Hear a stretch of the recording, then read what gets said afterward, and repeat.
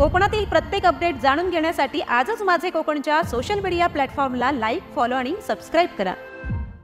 चिपळूण तालुक्यातील त्रुंबव गावची ग्रामदेवता असलेल्या श्री शारदा देवीच्या दरबारात नवरात्र उत्सव मोठ्या भक्तिमय वातावरणात सुरू आहे। या नवरात्र उत्सवादरम्यान उद्धव बाळासाहेब ठाकरे गटाचे आमदार भास्कर जाधव हे त्यांच्या दोन्ही मुलांसह पारंपरिक पेहरावामध्ये दरवर्षीप्रमाणे याही वर्षी जाखडी नृत्यात सहभागी झालेले पाहायला मिळालेत।